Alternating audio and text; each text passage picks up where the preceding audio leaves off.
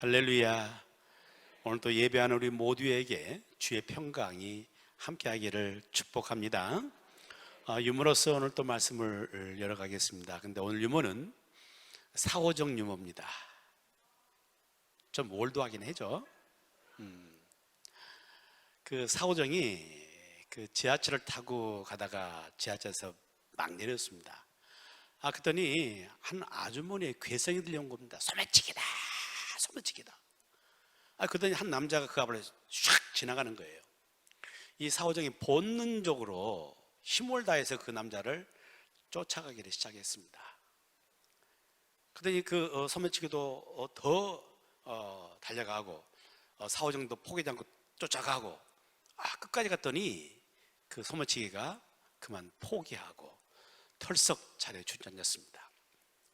사오정이 당당히 그 앞에 딱 다가서 가지고 한마디 하는 겁니다. 아까 그 아줌마가 뭐라고 그랬어?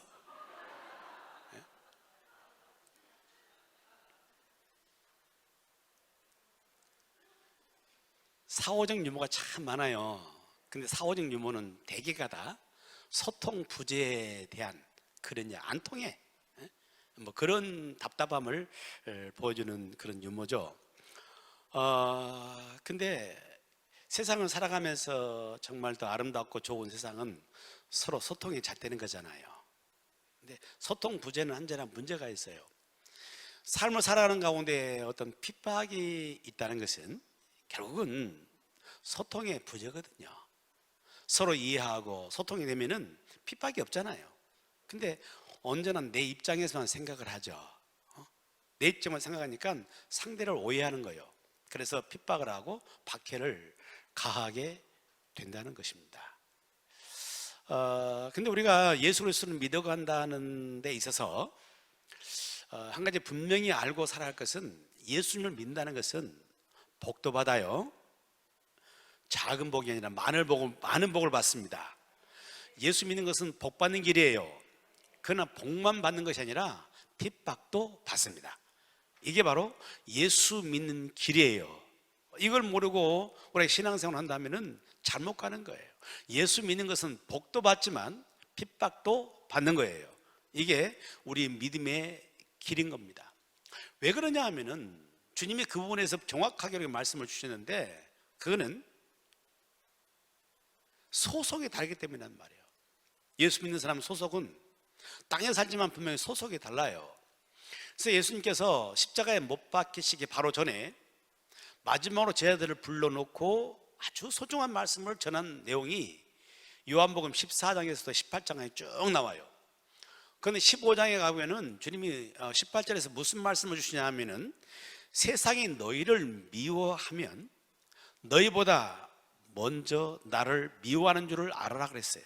그러니까 세상이 우리를 미워하면은 우리를 미워하는 것이 아니라 우리보다 먼저 예수님을 더 미워하는 것인지 너희가 알아라 그 말이죠. 그럼 계속하신 말씀이 너희가 세상에 속하였다면 세상이 자기의 것을 사랑할 것이나 너희는 세상에 속한 자가 아니요 도리어 내가 너희를 세상에서 택했기 때문에 세상이 너희를 미워하느니라 그랬습니다. 그러니까 세상을 살아가는 가운데 세상이 우리를 미워할 때가 있어요. 핍박할 때 있다는 말이죠. 그거는 우리보다 먼저 주님을 더 미워하기 때문에 그렇다는 이야기예요. 근데 이런 세상이 핍박하고 미워하는 그 이유는 너희가 세상에 속했다면 세상은 너희를 자기 것 사랑하기 때문에 사랑할 것이지만은 너희는 세상에 속한 자가 아니라 내가 너를 택해서 내가 너를 불렀잖아. 그냥 너희는 내게 속한 거야. 그래서 세상은 너희를 핍박하고 미워하는 것이다. 이렇게 말씀하는 겁니다. 그러니까 우리 그리스도인들이 세상을 살아가는 가운데 핍박이 있는 것은 소속이 다르기 때문에 그런 거예요. 우리는 예수님께 속한 것이고 세상은 세상에 속해 있는 거잖아요. 소속이 다르니까 세상은 예수 믿는 우리를 핍박을 하는 거란 이야기죠. 이런 말씀 우리가 들으면 생각합니다. 아마 지금 같은 세상에 무슨 핍박이 있고 무슨 박해가 있냐. 여러분 그렇게 생각하는 것은 너무 순진한 거예요. 오늘 그 한국이라는 대한민국이라는 그 땅에서 신앙생활을 살아가기 때문에 그런 생각을 할 수도 있는 겁니다. 하지만 조금 시야를 밖으로 돌려서 보게 되면 지금도 온 세계는 예수 믿는 사람들을, 예수 믿는 교회를 엄청나게 핍박을 하고 있는 거예요. 오픈도어 선교회라는 선교가 있습니다. 오픈도어. 그 선교회가 전 세계를 이렇게 리서치해 가지고 발표한 바에 의하면은 지금도 76개국에서 예수 믿는 사람들을 핍박을 가하고 기독교를 핍박을 가하고 있다고 보고하고 있습니다. 주로 핍박 국가들은 이슬람 국가나 혹은 공산 국가들이 주종을 이루고 있는 것이죠. 그들이 예수 믿는 교회를, 예수 믿는 사람들을 핍박을 가하고 있는 겁니다. 특별히 그 가운데 중국 같은 경우는 노골적으로 예수 믿는 그런 교회를 핍박을 가하죠. 십자가를 끌어내려 버리고 교회의 문을 닫게 만들고 모임을 흩어버립니다. 선교사를 추방해 버리죠. 수많은 박해를 가하면서 예수 믿는 사람들을 믿지 못하도록 만드는 게 이게 바로 공산 국가의 모습이죠. 여러분, 중국보다 더 지독하게 기독교를 박해하고 교회와 성도를 박해하는 국가가 있어요. 그거 어딘 줄 아시나요? 그거? 북한. 맞아요. 맞아. 통계를 보고 말씀하셨나 모르겠어. 대충 그럴 것 같아. 맞습니다. 19년 동안 계속해서 전 세계 가운데 최악의 기독교 박해 국가가 바로 북한이에요. 몇 년 동안? 19년 동안 연속으로 계속 그래왔죠. 원래 생길 때부터서. 근데 그게도 지금도 지하 교회가 있다는 것은 정설입니다. 전에 한국의 예루살렘이라 말했던 평양 있잖아요. 얼마나 복음이 왕성하게 폈는지 몰라요. 근데 그게 이제 공산화가 되어지고 그런 가운데 숨어서 예수 믿는 사람들이 계속 있었던 거예요. 자손들에게 비밀리에 복음을 전수하고 이런 사람들이 지하교회를 형성하게 된 겁니다. 그리고 중국을 이렇게 왔다 갔다 할 수 있는 그런 길들이 있잖아요. 그러면서 예수님을 접하고 믿는 사람들이 있는 거예요. 근데 이런 사람들이 발각이 돼가지고 잡히게 되면은 모진 고초를 겪는데요. 고초를 겪게 만들고 정치 수용소로 그를 보내버리고 심지어는 고문 가운데 죽게 만드는 일들이 비일비재하게 일어나는 것이 북한 사회의 모습이라는 것이죠. 지금도 이 전 세계를 이렇게 들어보게 되면 수많은 국가에서 많은 그리스도인들이 핍박과 박해 속에 살아가는 겁니다. 여러분, 우리가 대한민국에서 예수를 믿는다는 것을 축복으로 생각하기를 바랍니다. 감사히 생각하기를 바랍니다. 자유로운 대한민국이잖아요. 대한민국을 잘 지켜나가야 돼요. 믿음의 나라로 지켜나가야 되는 겁니다. 근데 이런 대한민국에서 우리가 산다고 해서 핍박이 없는가? 그건 또 아니에요. 다른 양상으로 정도의 크기는 다르지만 또 다른 핍박이 우리에게 분명히 있는 거죠. 느끼시나요? 우리 주변에는 예수 믿는 사람들에 대해서, 예수 믿는 교회에 대해서 아주 지나친 알러지 반응을 하는 사람들이 있어요. 경기를 일으키는 사람들이 있어요. 그래서 교회에 대해서 협오하고 비난하고 욕하고 온갖 짓을 다 하는 바로 그런 사람들이 주변에 있는 겁니다. 직장 생활을 하는 그런 가운데서도 예수 믿는 것 때문에 불이익을 당하는 일들이 종종 발생하는 것이고요. 우리가 내가 믿는 예수님을 전하게 되면 거기서 발생하는 이런 박해, 핍박들을 금방 느끼게 되는 거죠. 내가 예수님 믿으니까 예수님 너무 좋잖아요.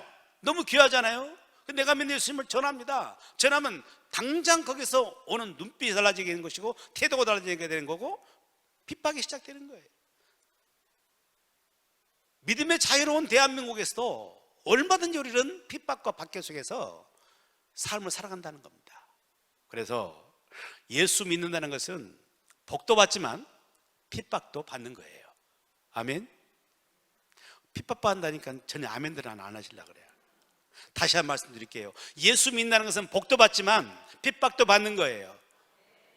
오늘 주신 본문의 이 말씀은 초대교회에 주시는 하나님의 말씀이죠. 초대교회의 그 상황은 엄청난 핍박과 박해가 몰려오는 시대였어요.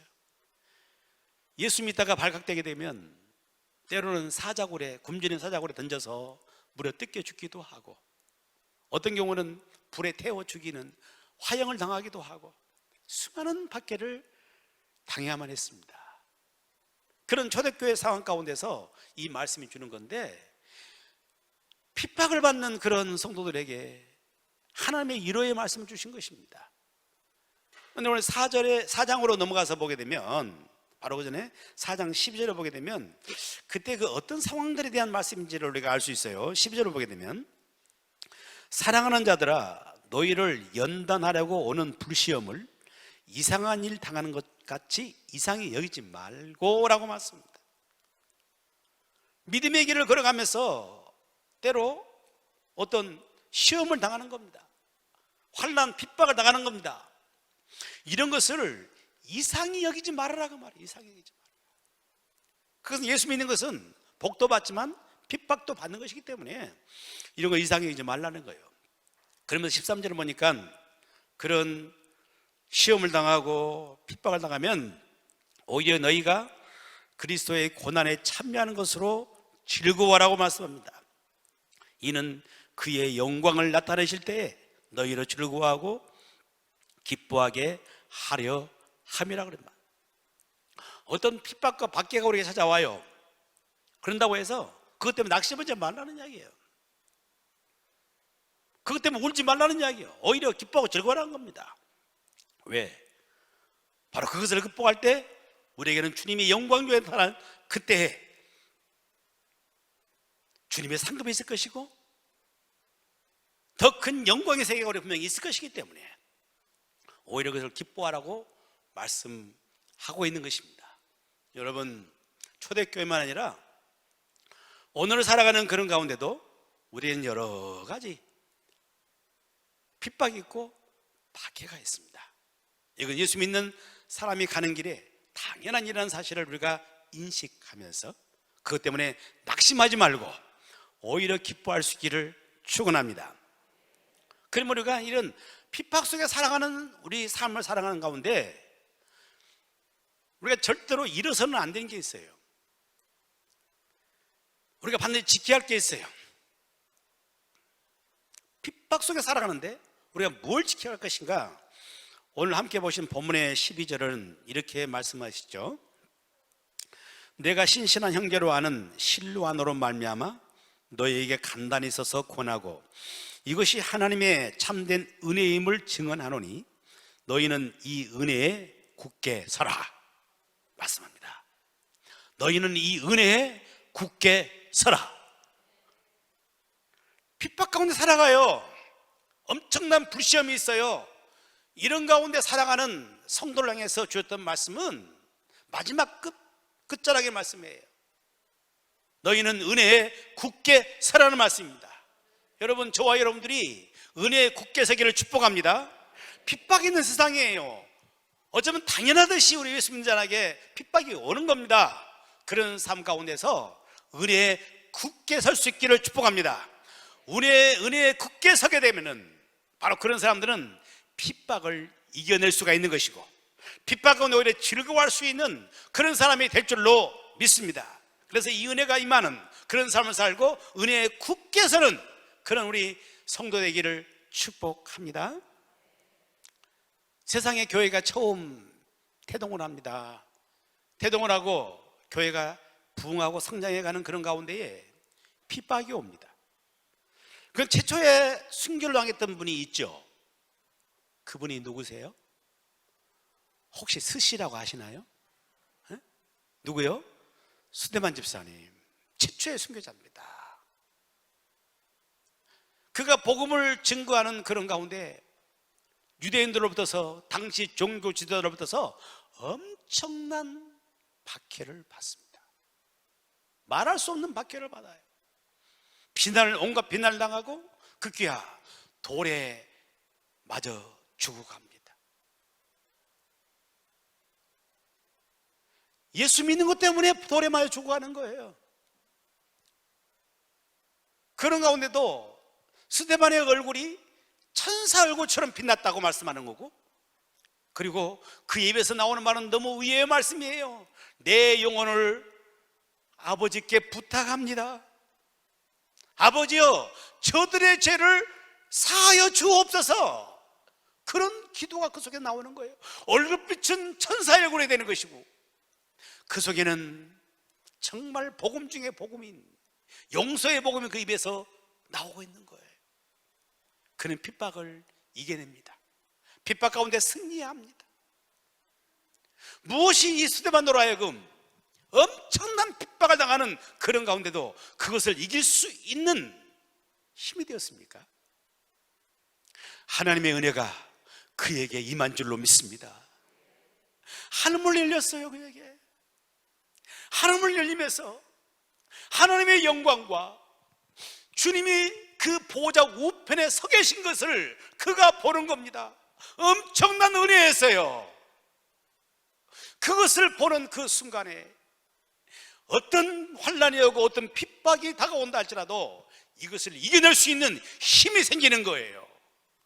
돌에 맞아 죽어가는 그런 순간에도 용서의 복음을 증가할 수 있게 되는 것이고, 끝까지 승리하는 그런 삶을 살게 된 줄로 믿습니다.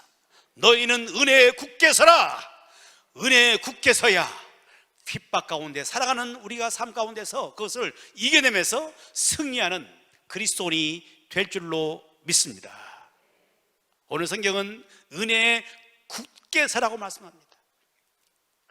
은혜의 자리에 떠나지 말라는 이야기예요. 우리를 은혜의 자리에 떠나게 만드는 수많은 그런 것들이 있지만 그 은혜에서 절대로 떠나지 말라고 말이며, 은혜 자리에 떠나면 죽는 거예요. 요즘에 TV를 이렇게 가끔 보게 되면은 낚시에 관계된 그런 프로들이 종종 나오더라고요. 사람들이 낚시를 참 좋아한갑다. 근데 나는 낚시를 별로 안 좋아하거든요. 이상하게 나는 낚시를 전에 어릴 때부터 가보면은 옆에 사람들은 입질을 잘하는 난 아니요. 그게 별로 기분이 안 좋아하고 별로 안 가요. 낚시를 별로 안 좋아하는데, 뭐 도시어부인가 이런 프로그램 가끔씩 지나가다 이렇게 보는데 바다에가 막 낚시를 하잖아요. 고기들 물리면은 막 그 고기가 사투를 합니다. 사투를 벌려요. 잡아내는데 난 고기 입장에 생각해봐요. 고기 입장에서. 아니 고기가 그 이 낚싯발에 걸려가지고 막 끌려 나올 때 그냥 순순히 나와요? 안 나오지. 기를 수가 못합니다. 입에 지금 낚싯발에 걸렸잖아요. 입이 찢어질 만큼 막 온 힘을 다해서 버텨요. 그러다가 결국은 기력이 빠지게 되면 끌려 나올 수밖에 없어요. 왜 그렇게 버팁니까? 입이 찢어지라고 왜 버팁니까? 물 밖으로 나가면 죽는 거니까. 그 밖으로 나가면 죽는 거예요. 여러분, 그리스도인은 그런 거예요. 은혜 밖으로 나가면 죽는 거예요. 그래서 은혜에 굳게 서야 되는 것입니다. 사단은 우리를 자꾸 끌어낼 겁니다. 은혜 밖으로 끌어낼 거예요. 여러분, 그 자리를 굳게 지켜야 되는 거예요. 세상의 수많은 유혹이, 여러 가지 핍박이 우리를 은혜 밖으로 우리를 몰아내는 겁니다. 그러나 은혜에 굳게 서야 돼요. 은혜에 굳게 서게 되면은 핍박을 이기고 더 아름다운 승리라는 그런 삶을 살게 될 줄로 믿습니다. 우리가 사도 바울을 알잖아요. 사도 바울은 예수 믿는 성도들을 핍박한 사람입니다. 주님의 교회를 이 땅에서 완전히 잔멸시키려는 그런 괴를 가진 사람이 엄청난 핍박자였어요. 그는요. 그래서 예수 믿는 사람에게 포악한 짓을 다 저질렀어요. 그런 핍박자였던 사도 바울이 주님의 은혜를 받습니다. 담의 도당에서 그 은혜를 받습니다. 예수님 만난 거예요. 그 은혜를 덧입으니까 이제는 그가 핍박했던 복음을 증거하는 거예요. 예수님을 증거하고 가는 곳마다 주님의 교회를 세우는 놀라운 일을 감당하는 겁니다. 여러분, 핍박자에게도 주의 은혜가 임하게 되면, 핍박자에게도 주의 은혜가 임하게 되면 그 사람이 변하게 되는 것이고, 오히려 복음을 증거하는 삶을 살게 되는 줄로 믿습니다. 사도 바울은 핍박자였을 뿐 아니라 그런 핍박을 당하는 사람이었어요. 예수 믿기 전에는 그는 남을 핍박했던 사람인데 예수 믿고 나면 오히려 핍박을 당합니다. 복음을 증거하면서 때로는 매를 맞습니다. 때로는 돌에 맞아서 거의 죽어가는 거예요. 때로는 감옥에 갇혀요. 바울을 죽이려고 결사대가 이렇게 구성이 돼가지고 그를 죽이지 않고는 밥도 안 먹겠다는 그런 결사들이 조성돼가지고 바울을 죽이려고 합니다. 엄청난 핍박을 받아요. 그런 핍박을 당하는 그런 가운데도 주의 은혜가 그에게 임하니까 그의 갈 길을 꿋꿋이 걸어가게 되는 것이고, 그를 통해 아름다운 복음이 증거되게 되는 것이고, 하나님의 교회가 세워지게 되는 것이고, 주의 말씀이 그를 통해 쓰여지는 놀라운 역사가 함께 하는 줄로 믿습니다. 은혜에 굳게 서게 되면 핍박자도 회개하고 돌이키는 것이고, 핍박을 당하는 가운데도 갈 길을 걸어갈 수 있는 사람이 되는 거예요. 더더군다나 사도 바울은 그 핍박을 당하는 그런 가운데서 억지로 그의 길을 간 것이 아니라 기쁨과 즐거움으로 그 길을 걸어갔습니다. 감옥에 갇혀있는 그런 가운데에 빌립보에서 복음을 증거하는데 저 많은 여인이 불쌍해서 여인을 쫓아내줬더니 이곳으로 내가지고 사도 바울이 매를 맞고 감옥에 갇힙니다. 너무나 억울하고 분할 수밖에 없는 거예요. 낙심될 수밖에 없는 거예요. 그래서 사도 바울은 그 감옥에서 어떤 일을 했습니까? 찬미하고 기도하더라. 그 안에도 기뻐해요. 핍박을 당하면서도 오히려 기뻐할 수 있는, 바로 그 모든 것은 주의 은혜에 굳게 섰기 때문에 가능한 줄로 믿습니다. 우리가 이 땅의 생을 사는 동안에 우리는 주님 때문에 복을 받습니다. 엄청난 복을 받습니다. 그러나 핍박도 아울러 받는다는 사실을 인식하고 언제나 은혜에 굳게 서기를 축복합니다. 세상이 아무리 우리를 유혹한다 할지라도 은혜 밖으로 나가는 자가 아니라 은혜의 자를 지켜나가고 은혜 속에 살아갈 수 있는 저와 이런 삶 되기를 축원합니다. 그런데 어떻게 우리가 이 은혜에 굳게 설 수 있을까? 어떻게 해야 이 은혜에 굳게 서는 건가요? 오늘 12절 말씀을 다시 이렇게 봅니다. 12절 보게 되면 내가 신실한 형제로 아는 실로안으로 말미암아 너희에게 간단히 써서 권하고 라고 하는 말씀이 있습니다. 내가는 누구죠? 베드로죠. 이 말씀을 기록했던 베드로예요.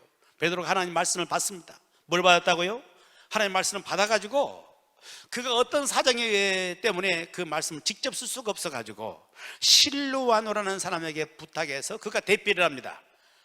뭘 대피를 했어요? 하나님 말씀을 대피를 하는 거죠. 그래가지고 그 성도들에게 그 말씀을 권하는데 이것이 뭐예요? 베드로가 받은 하나님의 말씀이에요. 실로안을 통해서 대신 썼던 그 하나님의 말씀이에요. 이것이 하나님의 참된 은혜임을 증언하노니. 뭐가 은혜예요? 말씀이 은혜라 그 말이에요. 여러분, 말씀이 은혜예요. 그러니까 은혜에 굳게 선다는 것은 바로 뭐냐면은 말씀 안에 거할 때 은혜에 굳게 설 수가 있는 겁니다. 왜요? 말씀 속에 은혜가 있어요. 말씀 속에. 그럼 우리가 은혜 안에 거하려면 말씀 안에 거해야 그 은혜에 굳게 설 수 있는 그런 삶을 살게 될 줄로 믿습니다. 사도 바울에 대한 이야기를 다시 한다면 그가 전도 여행을 통해서 수많은 사람에게 복음을 전하고 수많은 교회를 세워갑니다. 근데 사도 바울의 마음속에 정말 크게 생각하는 교회가 있었어요. 그 교회는 에베소 교회였습니다. 그 오랜 시간 동안 머물러서 그곳에서 복음을 증거하고 성도를 양육했던 교회가 바로 에베소 교회예요. 근데 성령께서 이 바울로 하여금 에베소 교회를 떠나서 그래서 예루살렘으로 가도록 이끌어 가십니다.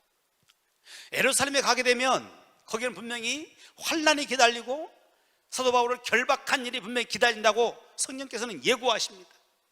엄청난 환난을 말하고 핍박을 지금 말하고 있는 거예요. 바울을 죽이려는 결사자들이 그가 기다리고 있으니까 가게 되면 잡혀서 어떤 일 당할지 알 수 없는 이런 핍박에 의해 가해지는 거예요. 그럴 때 그가 떠나면서 자기의 각오를 에베소 교회 성도들에게 이야기를 합니다. 뭐라고 이야기합니까? 나의 달려갈 길과 주 예수께로부터 받은 사명, 곧 은혜의 복음을 증거하는 일을 마치려 하면은 내 생명을 조금도 귀한 것으로 여기지 아니하노라. 사도 바울은 자신의 달려갈 길이 있다고 말씀했습니다. 이 길이 바로 뭐냐? 주님께로 받은 사명이라는 거예요. 또 이 사명이 바로 뭐냐? 이 은혜의 복음을 전하는 것이라고 그랬어요. 이 복음이 무슨 복음이라고요? 은혜의 복음. 이 복음의 말씀 속에 들어있는 이 은혜를 자신은 전하는 일을 마치려 하면은 내 생명을 조금도 귀한 것으로 여기지 않겠노라. 수많은 사람들이 이 말씀을 들어야 하나님의 은혜를 받게 되는 것이고 사랑하게 된다는 사실을 알기 때문에 자신의 각오를 그같이 이야기하고 있는 겁니다. 말씀 안에 살아갈 때 하나님의 은혜가 임하는 거예요. 은혜에 굳게 할 수가 있게 되는 것입니다. 그리고 사도 바울이 그 에베소 교회 교우들에게 당부를 마지막으로 하고 떠납니다. 그때 에베소 교회 교우들에게 당부했던 그 당부는 바로 뭡니까? 내가 여러분을 주와 및 그 은혜의 말씀에 부탁하노니 이 말씀이 여러분을 든든히 세우리라 말씀합니다. 사도 바울이 에베소 교회 교인들을 놓고 떠나가는데 무엇에 부탁하냐면은 내가 주님과 그 은혜의 말씀에 부탁하노니 이 말씀이 여러분을 든든히 세우리라. 아멘. 주의 말씀 안에 거하게 되면 말씀의 은혜가 우리 가운데 임하게 되는 것이고 우리가 든든히 서는 겁니다. 은혜에 굳게 서는 거예요.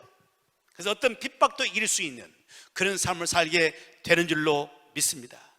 여러분, 저와 여러분이 언제나 주의 말씀을 사모하기를 축복하고 말씀 안에 거하기를 축복하고 그래서 말씀에서 주어지는 그 은혜가 여러분 심령에 가득하기를 축복합니다. 그래서 정말 은혜 자리를 굳게 지키는 복된 삶을 살아가기를 축원합니다. 또 하나 사도 바울이 우리가 어떻게 해야 은혜에 굳게 서는가를 말씀하는데 13절 14절 말씀 보면 이렇게 말씀하시죠. 택하심을 함께 받은 바벨론에 있는 교회가 너희에게 문안하고, 여기 바벨론에 있는 교회는 로마 교회를 말하는 겁니다. 로마 교회가 문안하고 있습니다. 또 내 아들 마가도 그리 하느니라. 이 마가는 마가복음을 썼던 그런 사람인데 그 베드로의 그 영적 아들인 겁니다. 그도 너희에게 이와 같이 문안한다고 합니다. 그러면서 마지막 14절 보면은 너희는 사랑의 입맞춤으로 서로 문안하라. 너희는 너희끼리 사랑의 입맞춤으로 서로 문안하라. 그리스도 안에 있는 너희 모든 이에게 평강이 있을지어다 라고 말씀을 마치는 겁니다. 여러분, 여기 주신 말씀이 뭡니까? 로마 교회 성도들이 너희에게 문안하고 또 마가도 너희에게 문안하고 너희끼리 서로 사랑의 입맞춤으로 함께하라고 말씀하는데 이 모든 것은 성도의 아름다운 교제를 말하고 있는 것입니다. 교회와 교회끼리 서로 아름다운 교제를 하고 목회자와 성도 사이에 아름다운 교제를 하고 성도와 성도 사이에 아름다운 사랑의 입맞춤으로 서로 교제하는 이 교제를 말씀하는 겁니다. 이 교제로서 핍박 속에 있는 교회의 말씀을 마무리 짓고 있는 거예요. 은혜에 굳게 서려면 우리가 어떻게 은혜에 굳게 섭니까? 교제 안에 사는 겁니다. 말씀 안에 살아가는 것이고 성도의 교제 속에 살아가는 거. 그럴 때 우리는 은혜에 굳게 설 수 있게 되는 겁니다. 사람은 홀로 살도록 되어 있지 않아요. 하나님은 사람이 독처하는 것이 좋지 못하다고 말씀합니다. 그렇게 사는 것이 아니라고 말합니다. 사람은 함께 살도록 창조되어 있습니다. 공동체를 이루어 살도록 이렇게 창조되어 있는 겁니다. 촛불을 봐도 촛불 하나는 너무나 외롭습니다. 빛도 희미합니다. 하나 그 초가 10개로 모아지고 100개로 모아지고 1000개로 모아지게 되면 큰 빛을 발하게 되는 것이고 온갖 아름다운 것들을 다 표현할 수가 있습니다. 사랑의 표시도 할 수 있는 것이고, 십자가도 만들어낼 수 있는 것이고, 온갖 아름다운 것들을 다 표현해낼 수 있습니다. 여러분, 내가 아무리 말씀 안에서 은혜를 받는다 할지라도 나 홀로 있게 되면 그 은혜는 그 안에 머물고 맙니다. 거기서 꺼지고 마는 거예요. 희미야 빛을 받다가 꺼지고 마는 거예요. 그러나 성도 사이에 열이 되고 백이 되고 철이 되고 함께 성도가 함께 어울리게 되게 되면 그 빛이 엄청난 빛을 내고 또한 아름다운 조화를 만드는 것처럼 각자 다양한 그 은혜들이 서로 빛을 발하면서 그 아름다운 조화를 이루면서 정말 은혜가 폭발적으로 임하게 되는 것이고, 그래서 은혜에 굳게 설 수 있는 삶을 살게 되는 것입니다. 여러분, 코로나 바이러스로 인해 가지고 너무 소중한 이런 만남을 잃어가고 있습니다. 너무 안타까운 겁니다. 만남이 부담스러운 그런 시대를 살고 있습니다. 여러분, 그런다 할지라도 결코 성도의 아름다운 교제를 포기해서는 안 되는 거예요. 이런 가운데도 여러분, 아름다운 교제를 갖고 살기를 축복합니다. 그러나 지혜롭게 연전해야 되는 거예요. 나 때문에 다른 사람에게 만약에 코로나가 바이러스가 이렇게 전염된다면, 그런다면 우리는 다른 사람에게 엄청난 피해를 끼치는 겁니다. 그렇기 때문에 서로 만남을 갖고 서로 교제를 하고 그런다 할지라도 최대한 우리가 조심하고 주의하고 예방하고 남에게 피해가지 않도록 조심하면서도, 그러면서도 너무나 소중한 그리스도의 교제를 포기하지 말고 함께 모여서 뜨거운 사랑의 교제를 나누면서 우리에게 주신 그 은혜가 서로 전이 되고, 코로나가 전이 된 거잖아. 은혜가 전이 되고, 할렐루야. 은혜는 함께 나눔을 통해서 은혜에 굳게 설 수 있는 그런 삶을 살기를 축복합니다. 우리가 예수 믿는다는 것은 엄청난 복을 받는 거예요. 할렐루야. 엄청난 복을 받는 거지만 또한 핍박도 받는 거예요. 이 핍박을 이겨낼 수 있는 것은 우리가 은혜에 굳게 서야 되는 것인데, 이 은혜에 굳게 서기 위해서 말씀 안에 거하기를 축복하고 교제 안에 살아가기를 축복하고, 그래서 우리의 삶을 사는 동안에 은혜 안에 거하면서 정말 그리스도 안에서 아름답고 복된 역사를 이루어가기를 주님의 이름으로 축복합니다.